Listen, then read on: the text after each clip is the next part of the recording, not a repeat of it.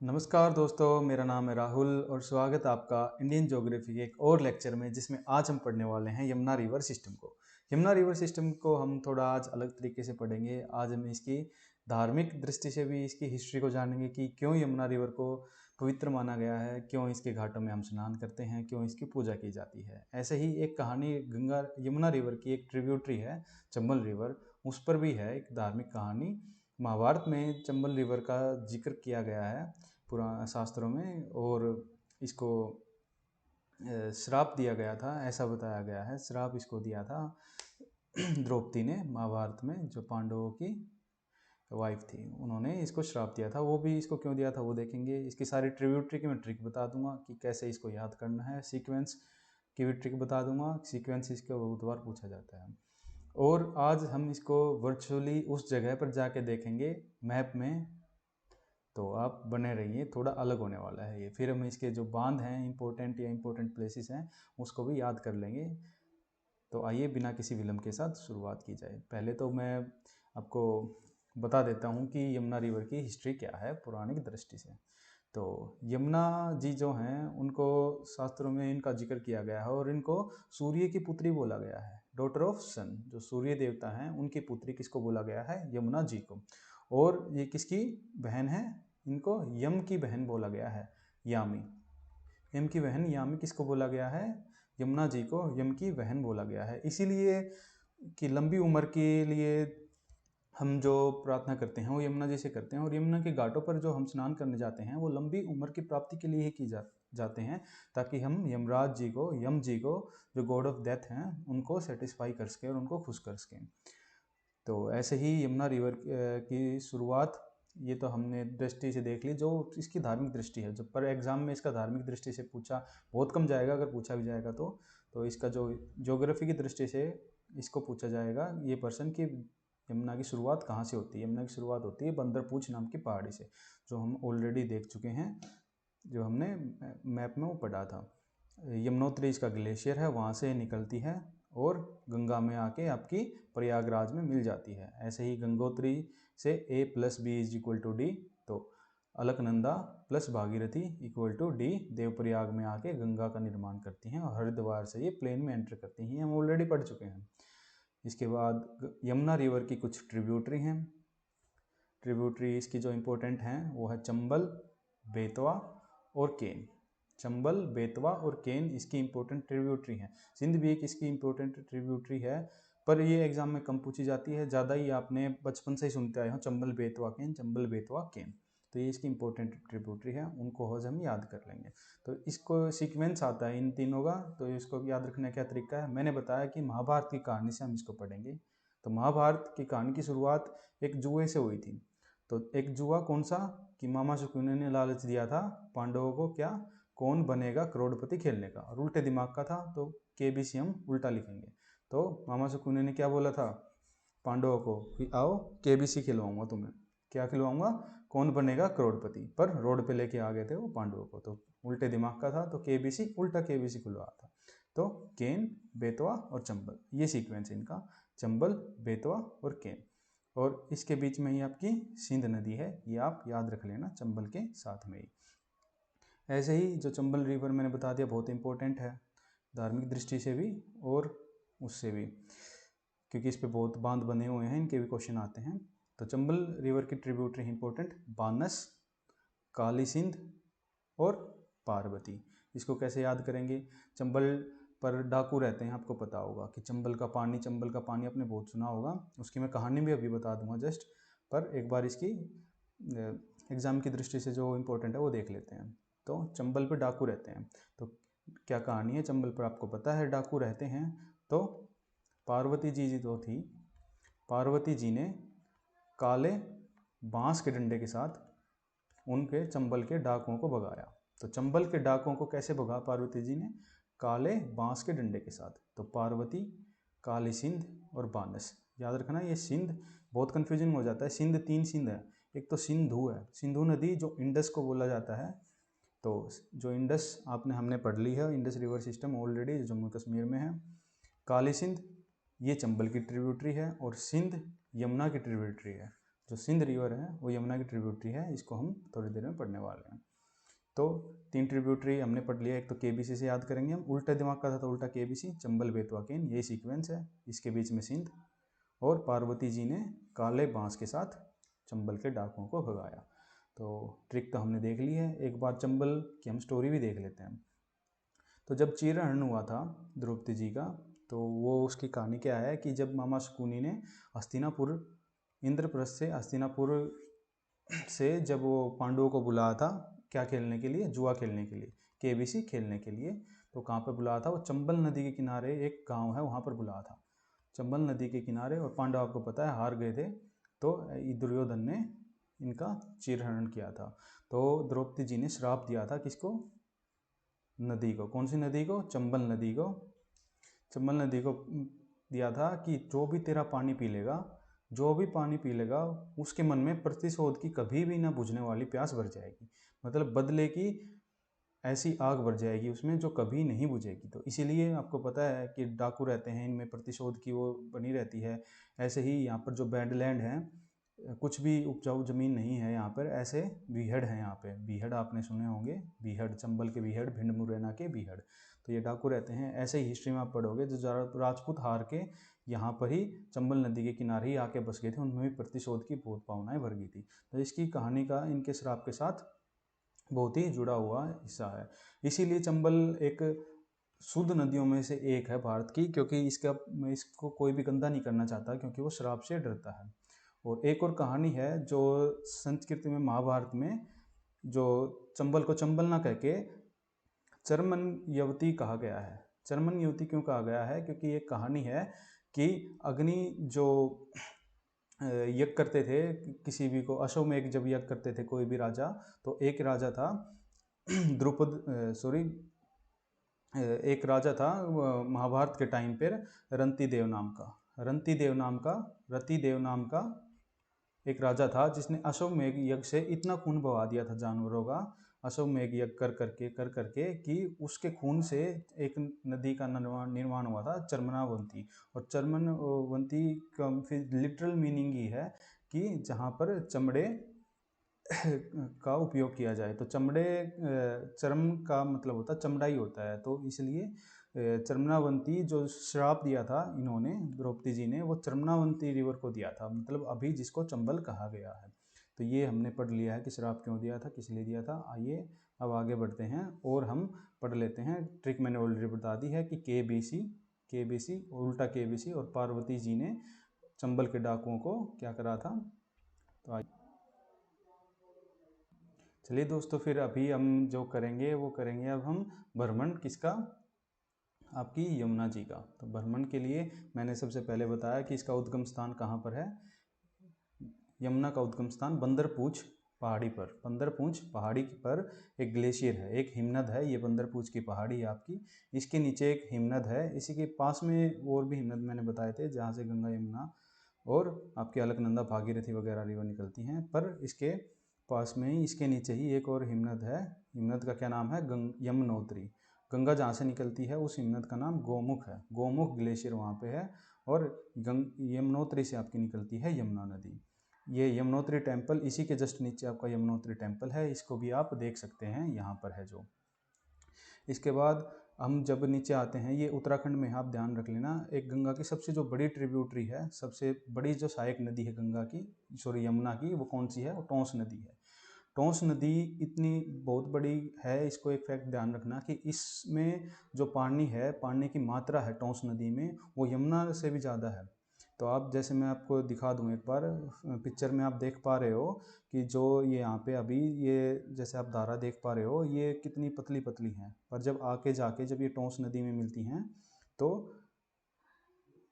ये कितनी बड़ी हो जाती है। यहाँ पे आप जैसे कि देख भी पा रहे हो, ये देखो यहाँ पे कितनी बड़ी हो गई और पतली पतली आके मिल रही है। तो ये आप देख पा रहे हो कि ये गंगा से ज़्यादा पानी ले, यमुना से ज़्यादा पानी लेके आती है और यमुना जी में मिल जाती है। और यमुना जी के किनारे ही मुग़लों के बहुत सारे शहर बसे हुए हैं, आपको पता है। ये आपकी यूपी से पहले हरियाणा में भी, और दिल्ली से होते हुए आपकी यूपी में जाती है, उत्तराखंड से इसका उद्गम स्थान है, आपने देख ही लिया है। जो लाल किला है हमारा वो भी यमुना के किनारे ही है, जैसे आप देख पा रहे हो जो ये लाल किला है हमारा ये यमुना के किनारे है। मुगलों ने जो बहुत इंपॉर्टेंट नदी थी वो यमुना ही थी, यमुना के किनारे ही सब कुछ बनाया उन्होंने, जैसे कि आगरा है, मथुरा है। मथुरा भी आपका, अब जैसे कि इसमें मैं दिखा देता हूँ आपको, मथुरा भी आपका यमुना के किनारे पर ही बसा हुआ है। ऐसे ही जो आगरा है, ताजमहल जो बनाया गया है आगरा का वो भी किसके किनारे है, वो भी यमुना के किनारे ही है। फतेहपुर सीकरी भी इससे थोड़ा ही दूर है आगरा में, आपको पता होगा, आप कभी गए होंगे तो।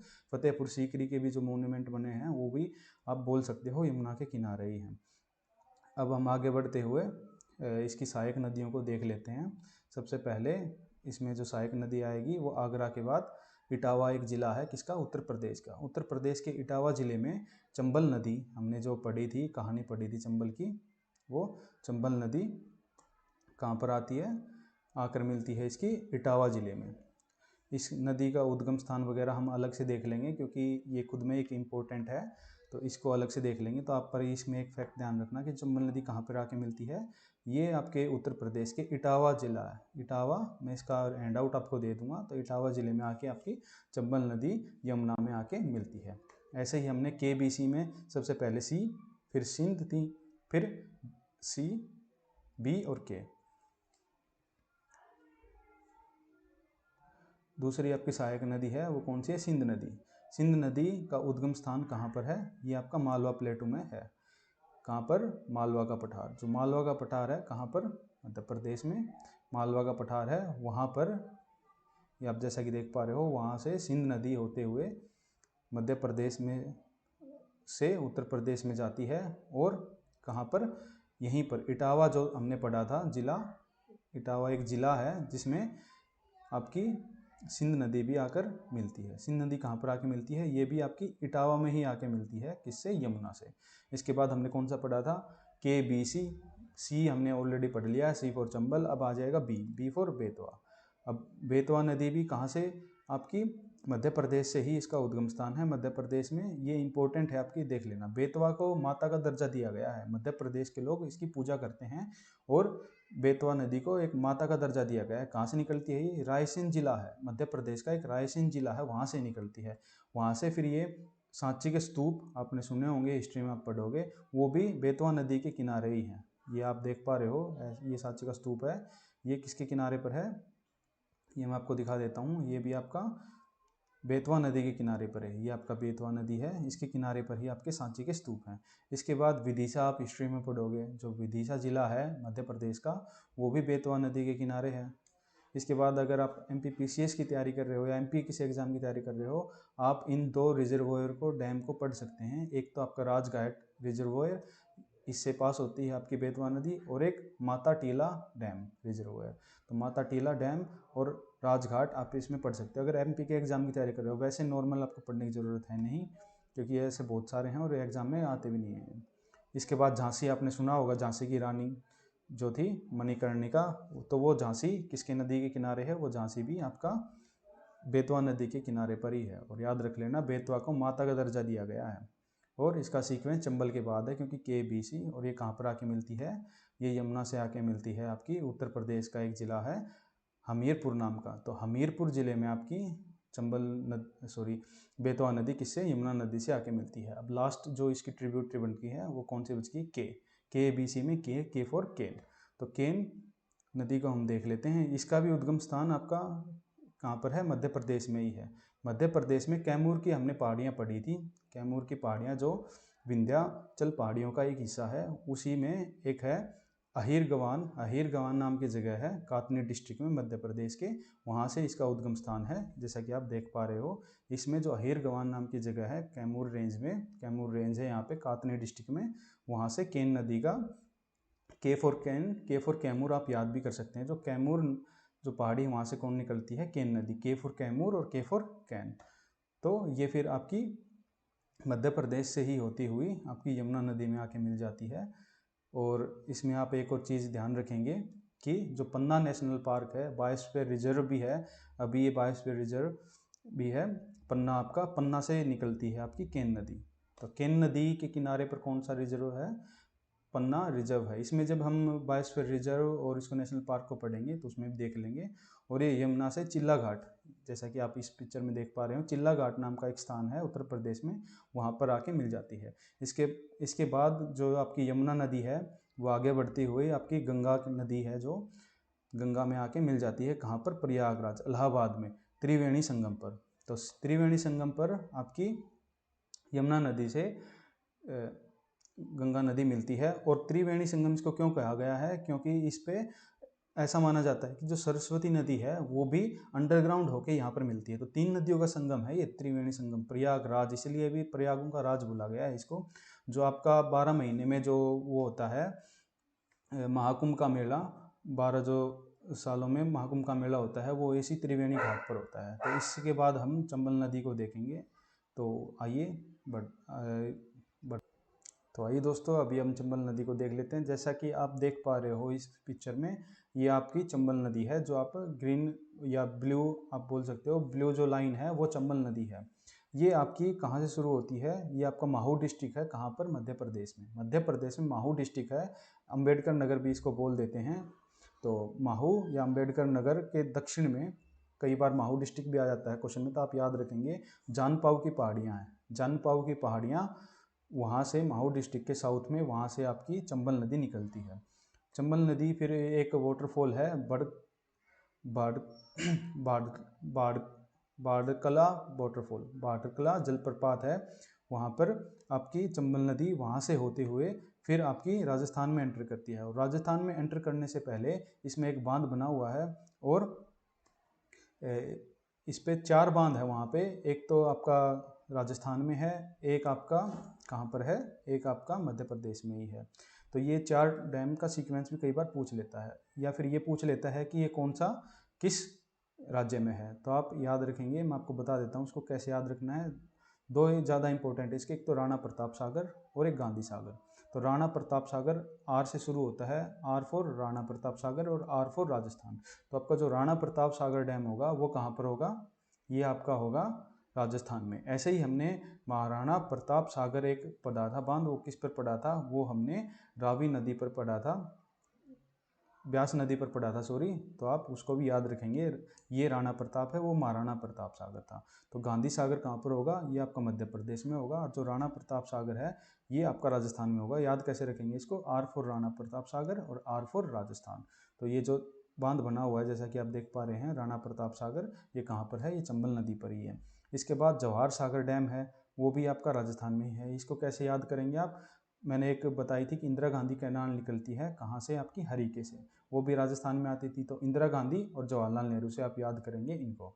तो इंदिरा गांधी कैनाल और जवाहर सागर डैम किस में है? ये आपके राजस्थान में ही है। इसके बाद राजस्थान के कोटा जो शहर है, आपने बहुत सुना होगा, कोटा फैक्ट्री, आपने वेब सीरीज़ भी देखी होगी, जो कि यहाँ पर पढ़ाई के लिए बहुत इंपॉर्टेंट स्थान है। कोटा बैराज, वहाँ पर एक बैराज है। बैराज का मतलब होता है कि जहाँ से कैनाल निकाल दी जाती हैं, किसके लिए? सिंचाई के लिए। तो कोटा बैराज भी आपका चंबल नदी के किनारे पर ही स्थित है। ऐसे ही जो आपका ग्वालियर है वो भी चंबल नदी के किनारे पर ही स्थित है। ग्वालियर कहाँ पर स्थित है? ग्वालियर आपका चंबल नदी के किनारे पर ही स्थित है। फिर ये आपकी चंबल नदी यमुना में जाके मिल जाती है, आपको पता ही होगा। चंबल की 3 हमने ट्रिब्यूटरी देखी थी। 3 ट्रिब्यूटरी कौन कौन सी देखी थी? पार्वती जी ने काले बांस से मारा था, तो पार्वती जी। तो पार्वती जी से पार्वती नदी मध्य प्रदेश से ही निकलती है। तो आइए उसको देख लेते हैं। आप मध्य प्रदेश के कौन से ज़िले से निकलती हैं ये? सॉरी, एक लेक है पीथापुरा लेक। पीथापुरा लेक से आपकी पार्वती नदी निकलती है और ये जाके आपकी चंबल नदी में जाके मिल जाती है। तो पार्वती नदी पीथापुर लेक से निकलती है, आप याद रखिएगा। और जाके फिर ये कहाँ पर मिल जाती है? ये मिल जाती है आपकी चंबल नदी में। जैसा कि आप फोटो में देख पा रहे हैं कि पार्वती नदी चंबल नदी से मध्य प्रदेश में आकर ही मिलती है। इसके बाद हमने दूसरी नदी पढ़ी थी कि काले बांस के साथ मारा था, तो काली सिंध। तो काली सिंध कहाँ से निकलती है? ये भी बागली नाम की एक जगह है, बागली नाम की जगह, वहाँ से आपकी निकलती है काली सिंध नदी। और फिर ये जाके आपकी चंबल नदी में मिल जाती है। इनमें ज़्यादा कुछ याद रखने की है नहीं, बस आप ये याद कर लेना कि ये सहायक नदी है किसकी? ये है आपकी सहायक नदी चंबल नदी की। इसके बाद एक बानस नदी और पढ़ी थी हमने, काले बांस के साथ मारा था। ये इसका एक इम्पोर्टेंट फैक्ट क्या है कि राजस्थान से ही निकलती है और राजस्थान में ही जाके मिल जाती है चंबल नदी में। तो ये एक ऐसी नदी है इसमें जो किसी भी दूसरे राज्य में नहीं जाती है गंगा यमुना रिवर सिस्टम में। तो ये अरावली, जो अब हमने पहाड़ियाँ पढ़ी थी, अरावली पहाड़ियों के पास में ही एक जगह है कुंभालगढ़। तो कुंभालगढ़ नाम के जो गांव है उसके पास से ही अरावली पहाड़ियों पर आपकी क्या निकलती है, आपकी निकलती है बानस नदी। फिर ये आपका एक बानस नदी निकल के एक रिजर्वोयर है बिसालपुर रिजर्वोयर, वहाँ से होते हुए आपकी चंबल नदी में जाके मिल जाती है। तो बिलासपुर आपका जो रिजर्वोयर है वहाँ से चंबल नदी में मिल जाती है आपकी कौन सी, बानस नदी। तो बानस नदी का आप एक और फैक्ट याद कर सकते हैं कि ये जो नदी है वो समर में आपकी सूख जाती है, पर फिर भी इसका पानी के सिंचाई के लिए यूज होता है बांध के जरिए। तो होपफुली आपको यमुना रिवर सिस्टम याद हो गया होगा। अगर याद नहीं हुआ है तो आप एक बार फिर से लेक्चर को देख लें या फिर जो PDF है उसमें आप याद कर लें। मैं आपको गारंटी देता हूँ इसके बाद आपके कभी भी यमुना रिवर के कोई भी क्वेश्चन गलत नहीं होंगे। धन्यवाद।